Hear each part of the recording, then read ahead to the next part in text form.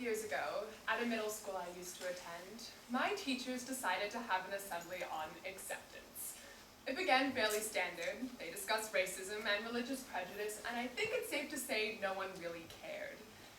Then, one of my teachers got up on stage and came out as a lesbian. And boy, did that get people talking. I'm sure this doesn't surprise you.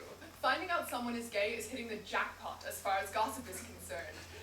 But my classmates weren't entertained. They were upset. The students said that they felt lied to, that this teacher had been deceiving them by pretending to be straight. They said that it was unfair of her to come out in front of all these unsuspecting children who might not know or want to know about her kind. My teenage classmates said that she was asking for trouble by flaunting her sexuality at an assembly on acceptance, and it was making everyone uncomfortable. Today, I don't want to talk about LGBT rights.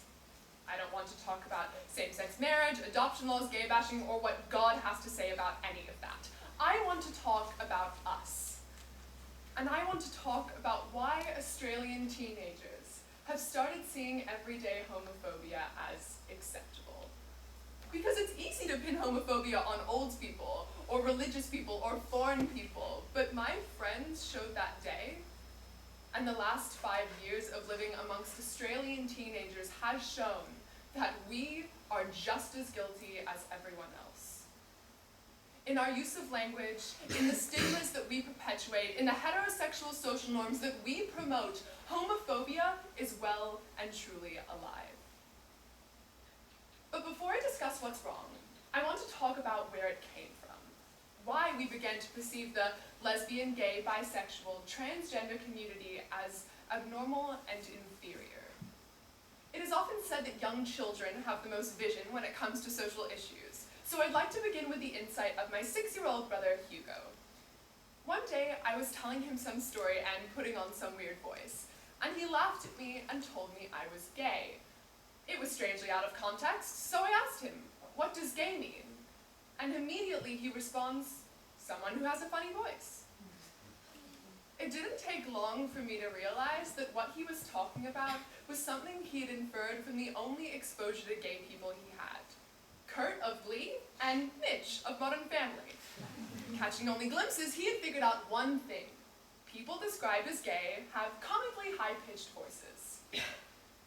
I could be a normal big sister and call Hugo out for being stupid, but anyone not living under a rock knows you would have to forgive my brother for thinking that. Every mainstream gay character on television is an effeminate queen. He loves musical theater, has a womanly voice, and says fabulous a lot. These characters are the comic relief of every show.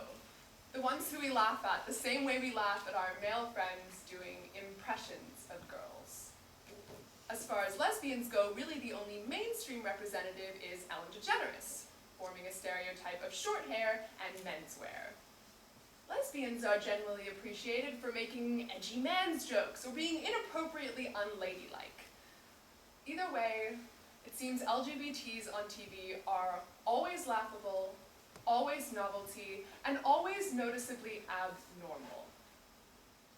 Part of the problem is that sexuality cannot technically be seen, so the many talented, unconventional LGBT role models in our media aren't perceived as gay, and therefore can't stop the typecast.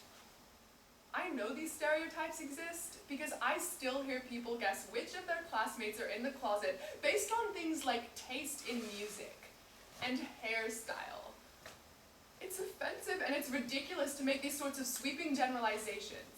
We wouldn't do it about any other group, so why do we stand by and let people say it all the time? There is one benefit to the media. People, children especially, are actually being exposed to homosexuality and seeing it as acceptable. My little brother might have thought the word gay means having a funny voice, but he never thought two boys kissing was wrong. At least it contained the same cootie factor as anyone else kissing. We teenagers, however, haven't quite gotten over the kissing, and have stooped to a 6-year-old level in finding new and offensive meanings for the word gay.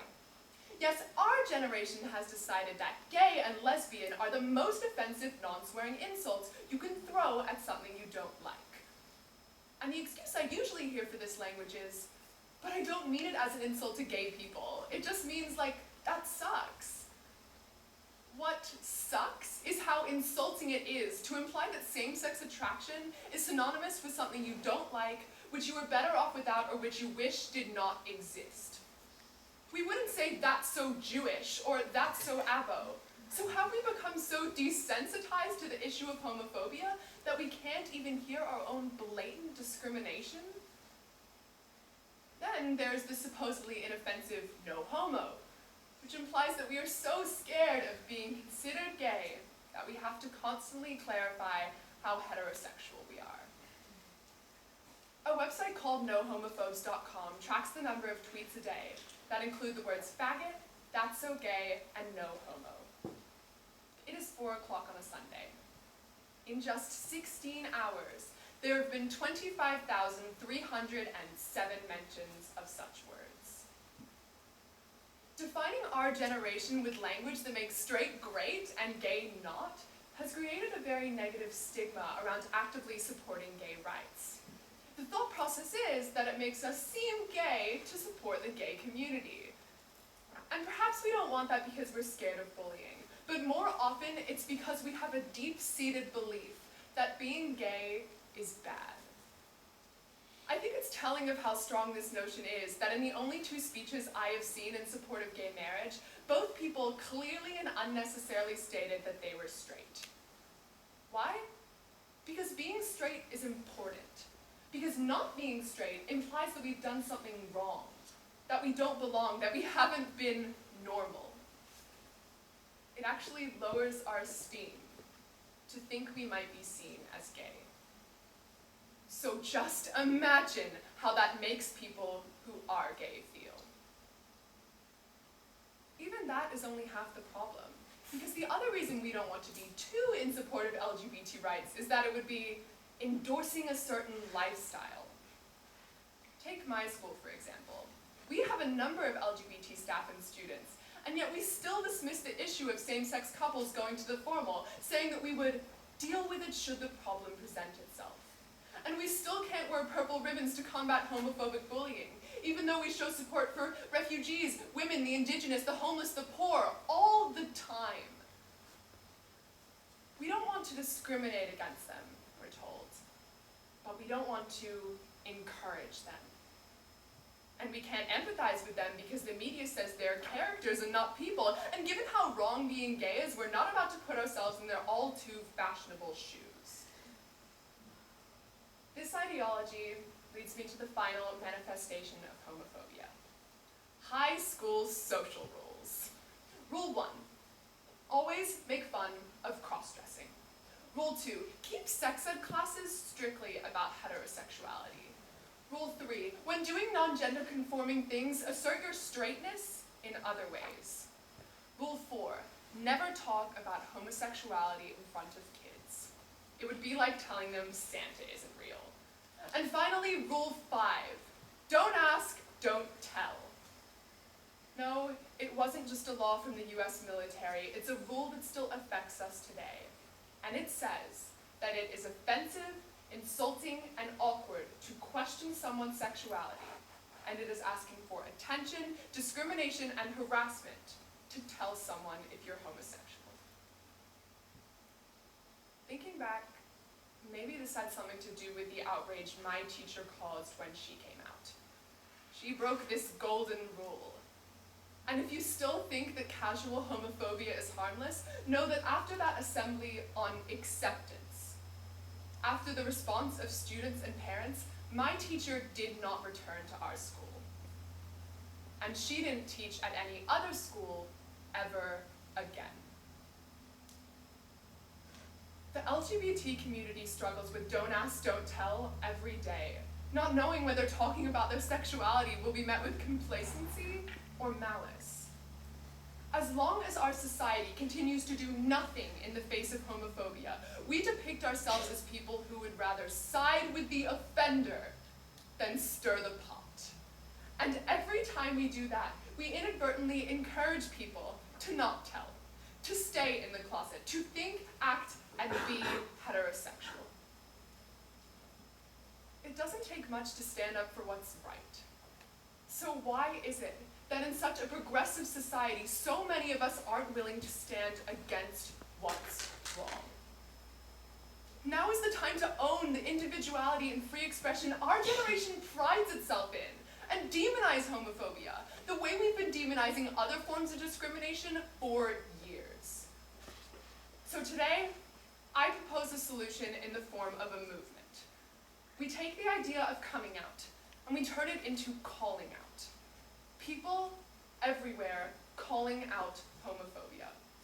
It's a self-fulfilling prophecy, because the more our generation calls out homophobia, the more young, closeted individuals can feel safe to come out or speak out. This makes homosexuality more familiar to our society, especially amongst children, and consequently can decrease our homophobia in the future. So call it out when people joke about no homo. Call it out when people use gay or lesbian as an insult. Call it out when people feel the need to assert their heterosexuality. Call it out when every gay character acted in your drama class is camp, or when your school doesn't want to discuss same-sex couples going to formal, or when your teacher talks like the heterosexual lifestyle is the only lifestyle. Call it out when people assume or don't assume someone is a lesbian based on how she looks. Call it out when people just don't get how it's not a choice. Call it out when anyone begins a sentence with "I'm not homophobic, but." Ladies, gentlemen, and everything in between, let's not sit in front of the TV yelling at Tony Abbott to improve gay rights. Let's actively change the community we live in. And the next time you see, hear, or find something homophobic, call it out.